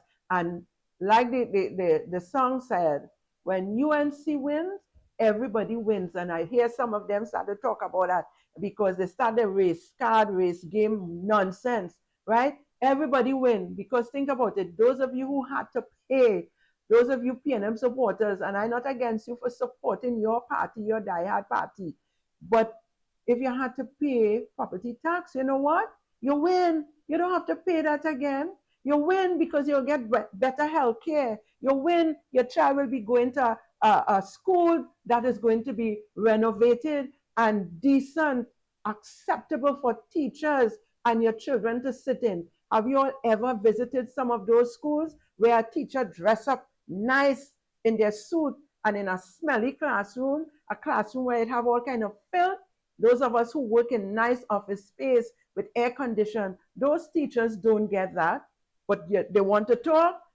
Go and talk. Go into the school compounds and see where your children are, where the teachers that you want to be ignorant against, to talk foolishness, where they are sitting. The PNM have it so. But come see what this new Minister of Education is going to put in place for your children and for the teachers in a couple of years to come. And then you will understand why. When UNC win, everybody win. And I ain't talking politics because I want to talk politics. I ain't no politician, but I'm a servant for the people on the ground. We need to be able to serve the people, not just serve ourselves. We have to serve ourselves too. We have to eat, we have to live, but we got to serve the people. We need to meet the needs of the people who cannot meet it for themselves. And there are many people in this country who cannot take care of themselves. They are voiceless, they are helpless, and we got to be a voice for them. We got to help them. And that can only happen with a united National Congress government and our Prime Minister, the Mrs. Great Queen, Mrs. Kamala Prasad Bisesa, SC. Yes, Hadassa. I mean, like, sometimes I just forget I on the show, because I just want to start to clap and thing. But anyway, anyway, Reality. I It's mean, reality. nobody could convince me that the PNM cares about crime. And for them to be mentioning it now, 3 months after a new administration has taken office, it is the heights of hypocrisy. When that young girl, Andrea Barrett, was so mercilessly and senselessly killed, and it brought this country to its knees, and the people cried out, right? The Prime Minister said nothing. But do you know who showed up at Andrea's funeral? Miss Kamala Prasad Bisasa. She was there showing her support, right? And when that petition went to Parliament asking that the laws surrounding PH taxis be adjusted and that women be allowed to carry pepper spray, nothing was done because they don't care about crime. When Prime Minister Rowley said, "Who dared dead?" I mean, this was during the pandemic time, but I believe in my heart that that is how he feels. He did not care about us because he had his own security details, and the way that crime will touch us, it was never going to touch him. It was never going to affect him and his family and Stuart Young and all those others, right? They don't care about crime. So for them to come and use it now, right, to manipulate their people, it is, first of all, is the most egregious thing I've ever seen, right? And if people are falling for this, then I don't know what to say, right? These people have shown us who they are and what they are made of. For 5 years, Nyan Gatsby Dolly had no plan to treat with the children who were being bullied and beaten up in school, right? In in a couple of weeks, after assuming office, the Minister of Education, Mr. Dowlat, he came with a plan saying that this would no longer be tolerated, that these children will have to be removed and they would have to go into a different center or things like that. And she had the nerve to say, don't punish the children. What do you mean? So that everybody must suffer under these bad apples, right? There are solutions being presented for everything. I saw how Vandana Mohit, in a matter of weeks, was able to sort out that backlog just by having conversations and cross communications with different ministries to sort out pensions for people. PNM don't care if old people pensions languishing for 2 years. They don't care how you eat. They don't care where you sleep. They don't care if you get gunned down in the road. They never cared, right? So for them now to come and treat like if the bar for the UNC would be how they treat with crime, it is very, very hypocritical. It is the height of hypocrisy, right? And the people of Trinidad and Tobago need to be aware not to fall for this. The same plans, the same evil devices. The PNM only has one playbook. It never switches up. It never switches up. They do nothing, right? They cause pain and aggravation and frustration, and then they criticize everything the UNC does. And if you listen to it long enough, if you listen to a record over and over and over and over and over, then you start to sing it too. So don't be fooled. That is it for me for now. Very well said. Very well said. But you know what? Dolly haven't experienced some young person coming to her with a gun facing her. So she could say, don't punish the children. Even the Bible say, spare not the rod and spoil not the child. When you spare the rod, the child becomes spoiled and they do what they want.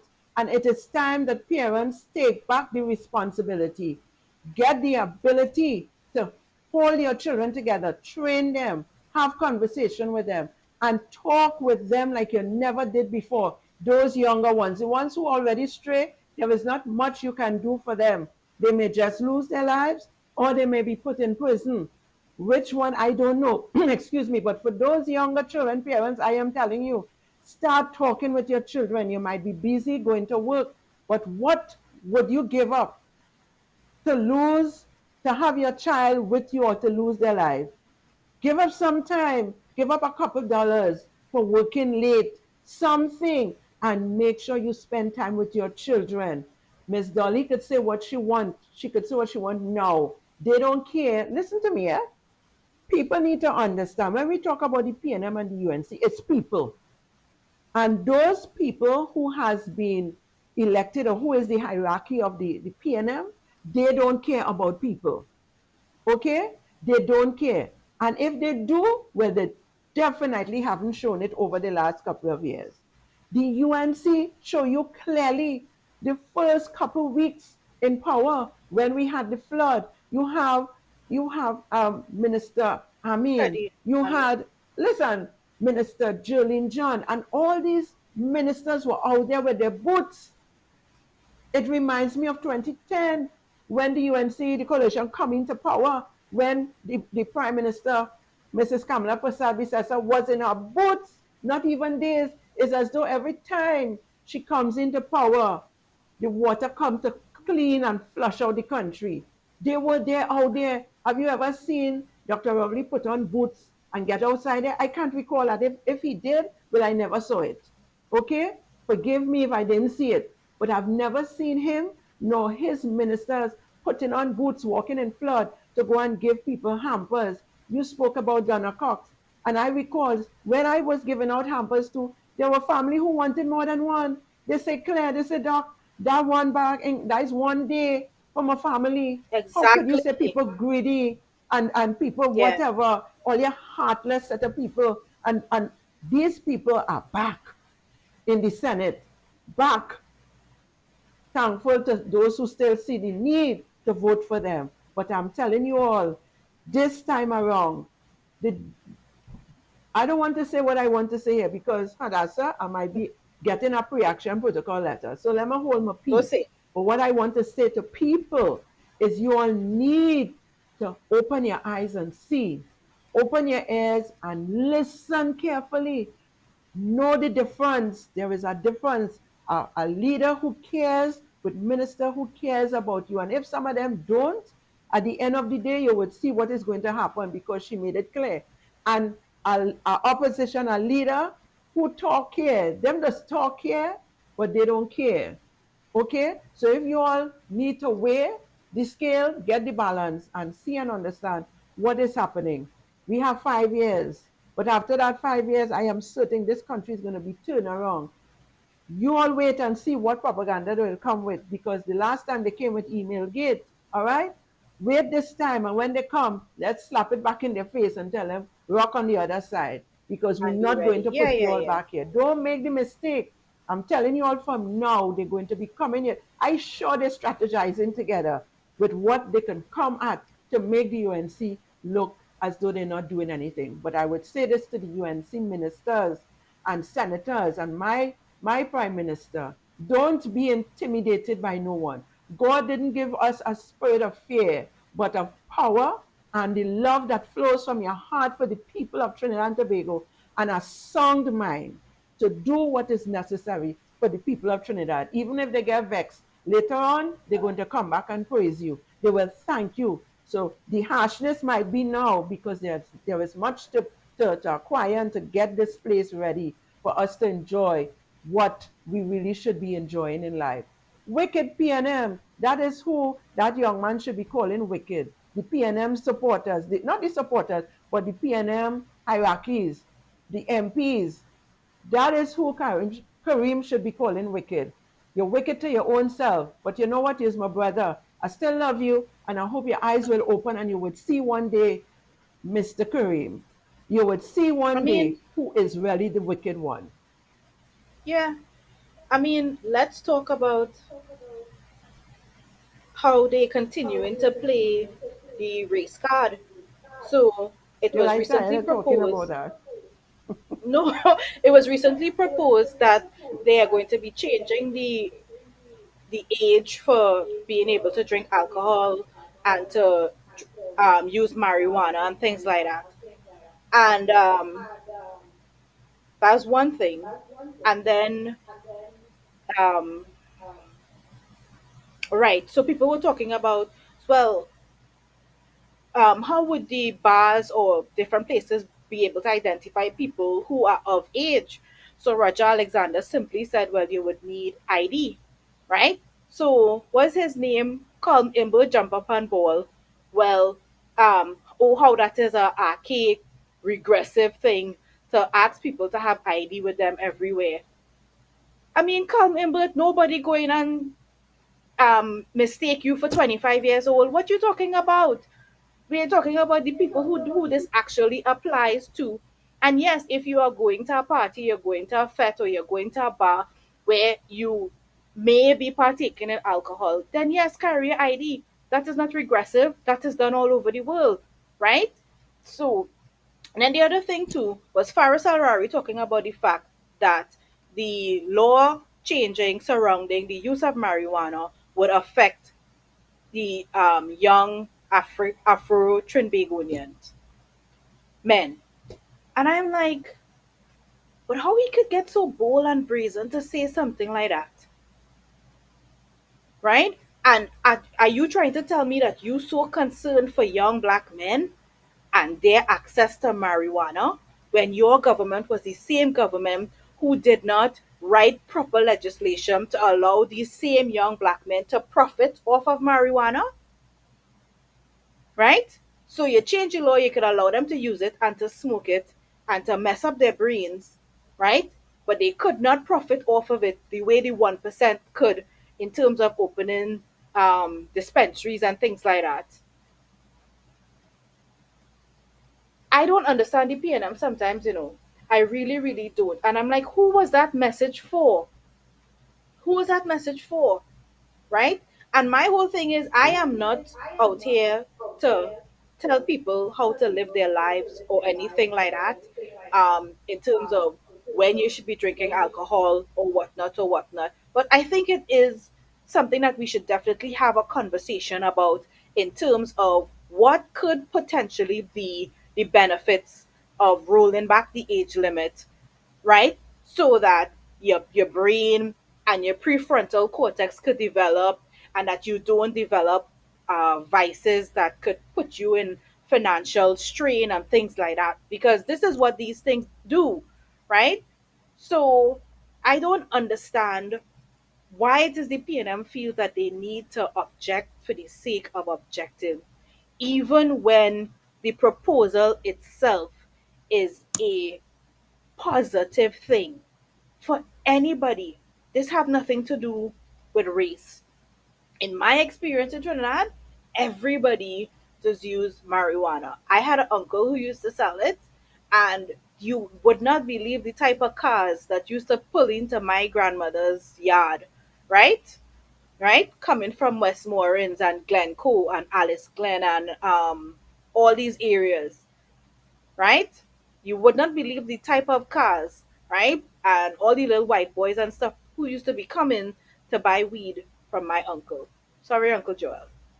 Right? He doesn't do it anymore. He sells plants now, y'all. I mean, like real plants.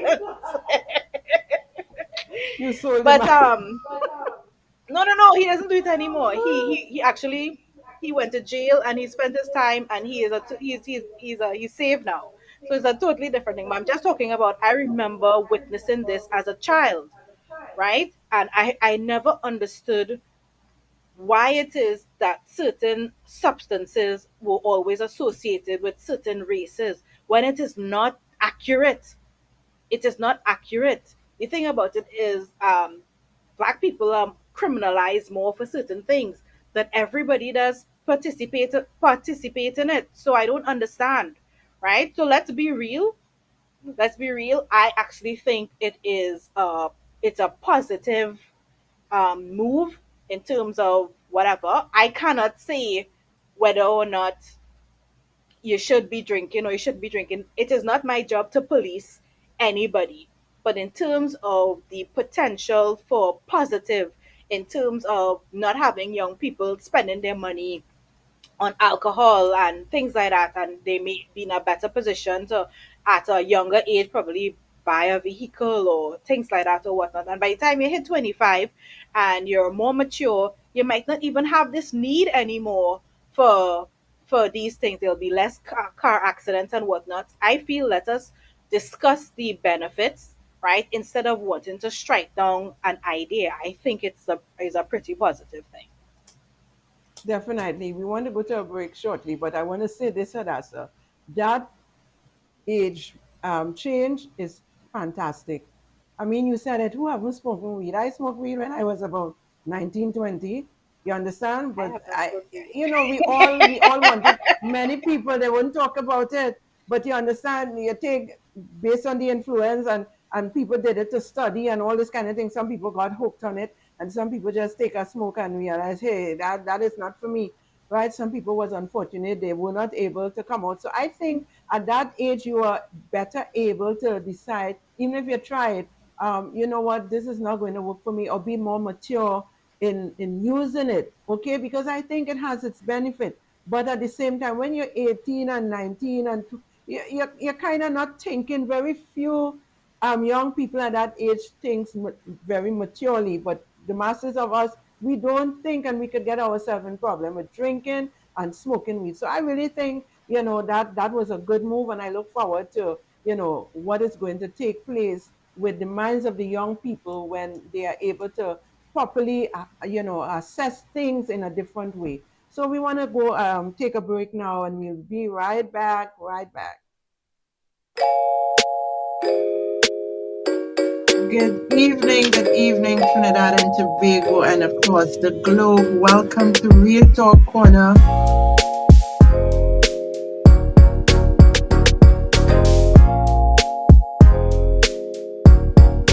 Hadassa, how are you? Yes, hi. I am fine, thank you. How are you, Esther?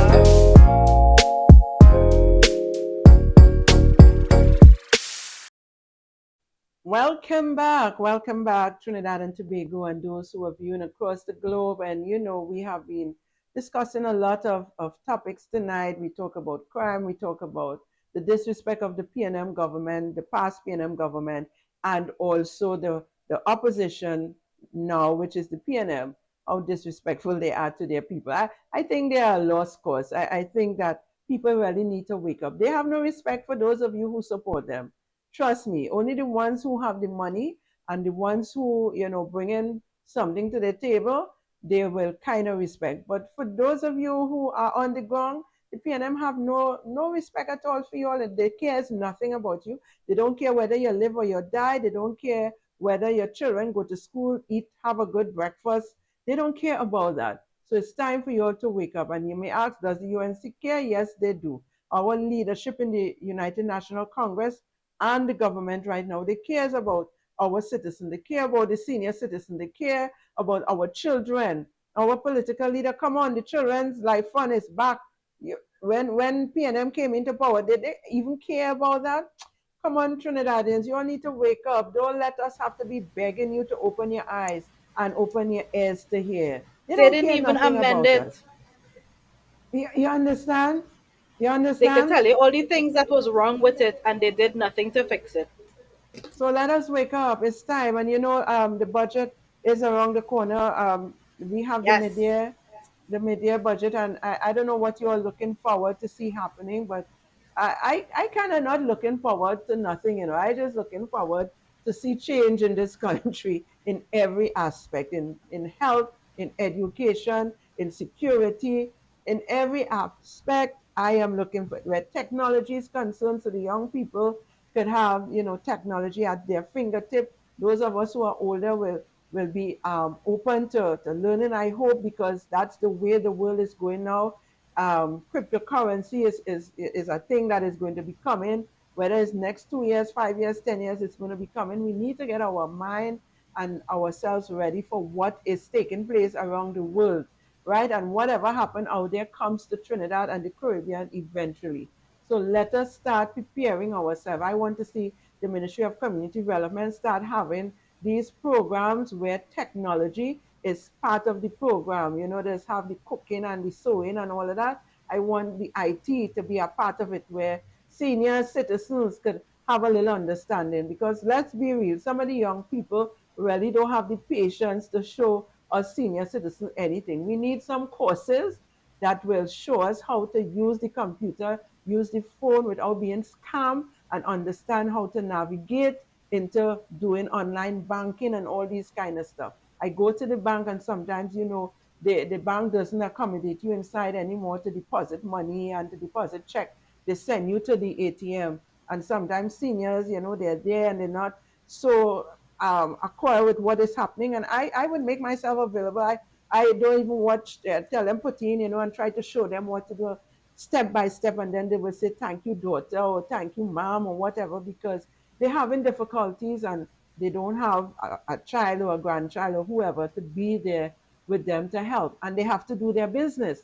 All right. So this is something I hope that community development is going to organize for senior citizens, how to use their laptops or phones, smartphones, to do their online bankings and know what they should and shouldn't do. When they see certain things come up, pop up, leave it alone or delete it as the case. This is needed for our senior citizens. A lot of them are going through a lot of trauma in their life because of the changes that is taking place. And nobody really reach out and have the time to spend with them and show them. So that is something I hope the powers that be would hear and look to help our senior citizens. And we have a lot in Trinidad who needs help in navigating into using their smartphone to do business, because it is important in this time and season where what you call birth certificate, everything is online now. They still can go into the ministry, yes, but the masses of things um, is online. And while we have what you call companies or organizations that charge you a fee and you could come in and get it done, I think some of us need to understand that the seniors need some help. Yeah, so that is something I look forward to. Yeah, I The agree. budget is coming, and I know there is there's going to be a lot of what you call it, Hadassa, where they go to the different communities and the people consultation, budget consultation. Pre-budget consultations, Yes, yes. so I am asking that people, share when you get the information and let people go out there and let your voice be heard. Say what it is you want to see happening. You may not get everything in one, but at least the notes are going to be taken. Our political leader at the time, couple of years, have been doing that a lot. All right, but they're going to be having it again in different constituencies. The ministers will be there. So go out and let your voice be heard. Whether you support PNM or UNC, you are a citizen. Go out there and let your voice be heard. Do not be rude and disrespectful, especially PNM supporters.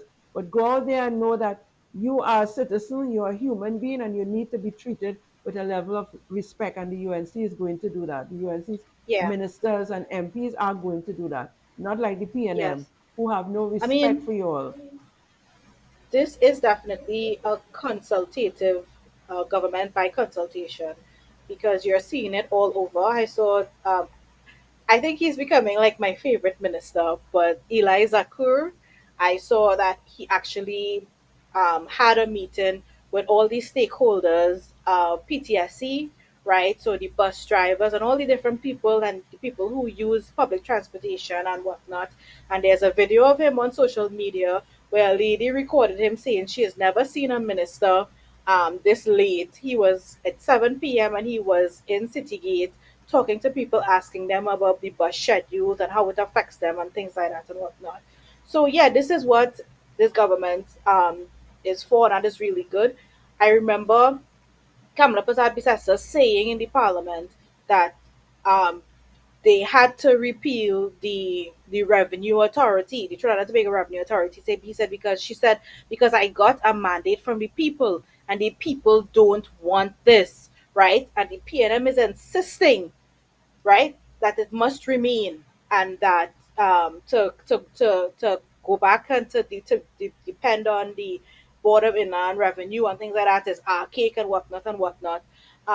And that is not the case. The case is you left that thing, that service to rot, right? So that you can have a reason to justify for pushing the TTRA down people's throats, right? And Kamala is saying no. And I was really impressed by that, that she's saying that everything that I do is going to be directed by the people because they elected us to do a job.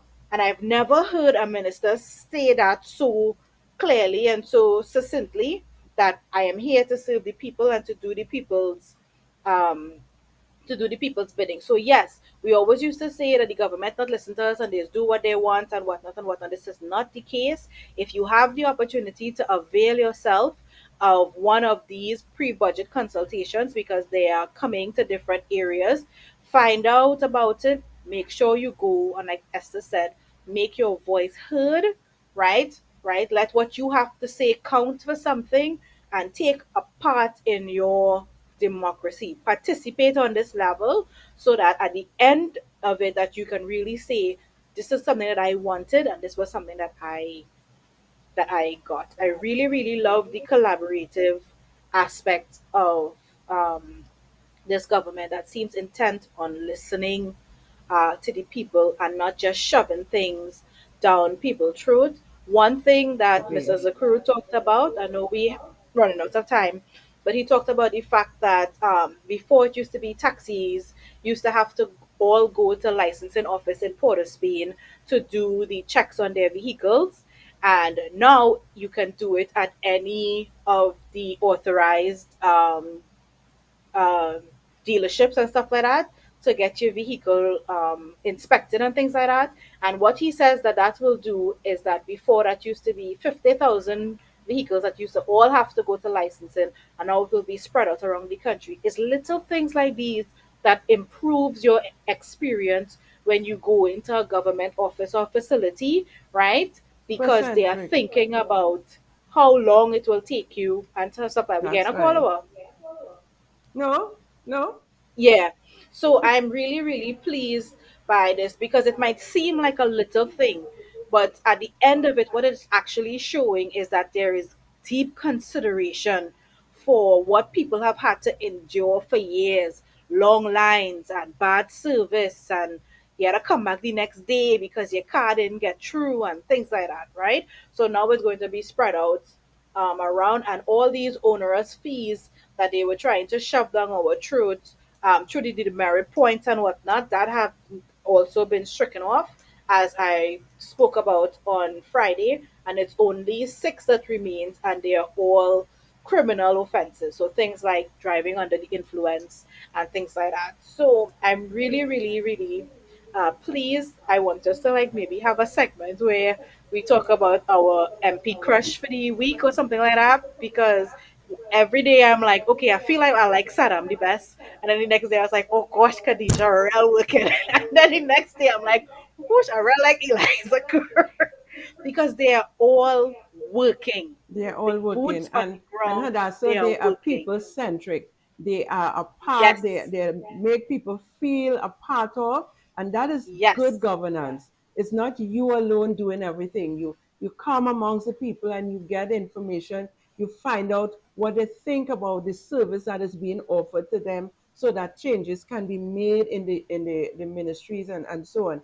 And that is what you call good governance. Governance is not about you there inside there and you just pushing down in people's throats whatever you want to push, whether the people like it or not, accept that, deal with it, suck it up and move on. No, they are working with the people, they're coming amongst the people and getting a sense of what the people want happening, what is, what is missing, you understand, and the people are going to be talking and they will have an understanding as what it is they need to do. So yes, people, go out there, our time has gone, go out there to the consultations and let your voice be heard, so you would be able to say, I was a part of that decision making for your country, And of course, if we love our country, we will do what is right for our country. I don't even think the PNM ministers going before really love their country, because you know what? Where's Dr. Keith Rowley today? Those when they finish, it'll just ride out. Go to another country or another state. They hardly ever here. They go to doctors outside. They're not even attending the hospital here if they're sick, because they know they didn't do a good job. And here Yeah. means that you could lose your life because the equipments are not there. The service is not good. You understand? But we are guaranteed by the United National Congress government that those things are going to change. So in the meantime, we're going to keep the faith. We're going to be good to one another, share the love, be concerned, look out for each other, stop living selfish, know your neighbors around you, know what is happening around you, look out for one another. There mustn't be a killing or a murder right next to you and you don't have a clue. All right? Let us look out for our children. Our children are innocent and very, very, very, very volatile. So let us look out for them. Our seniors, there are people who are going through mental situation because of, their financial status and other things. There are senior people who are going through dementia. You're not even sure what is happening. Look out for one another. Let us be our brothers' keepers. This is not just for the church. This is for all of us as citizens in a community that we love, that we live in. So let us continue to be good and keep the faith and know that things is going to change. Pray for your prime minister, pray for your fellow ministers, and who even pray for the PNM that their heart will turn from rocky hearts to hearts of flesh, because to me that is what they have. They don't care about people. We want them to have some hearts of flesh so that they would be genuinely concerned about the citizens and not using them for their own agenda or benefit. I want to thank my producer, I want to thank my co-host, and I want to thank my listeners for being here with us this evening and for sharing those who share. I want to thank Asha in a special way, who called in and give her 2 cents. We thank you, Asha. We look forward to others doing that. Share your comments, share your concerns, but you can also call in. Nobody called for this ticket for the cruise, so I may have to call some people and just give it to them, because apparently nobody on the show are limers or fetters or want to go. And it's supposed to be a back in time sort of stuff, okay, people? It's for people who like the soothing back in time kind of music, not what some of the young people like today. I mean, I'm not bashing Yeah. them. That's what they like. That's what they know. But it's for more senior people like myself who would like to attend and just have a nice line for a couple hours. Okay, so thank you all again. Until Thursday, God's willing, we're going to be back continuing this conversation. And next week, God's willing, we're going to be having some guests from next week. So on Friday and on Sunday, I'll be doing my live from Tobago. And even on Tuesday, I might be just running back in to be here with you all. Whatever it is, be safe, be focused, stay strong in mind, and remember, what works for us, continue to do it. If it doesn't work, change your mindset about it. Do something different. But most importantly, keep the love in your heart. Love one another. Of course, love yourself. And everything else is going to be good. All right? Have patience. God bless you all. Until Thursday, God's willing. Goodbye. Bye. Good evening, Trinidad and Tobago, and of course the globe. Welcome to Real Talk Corner.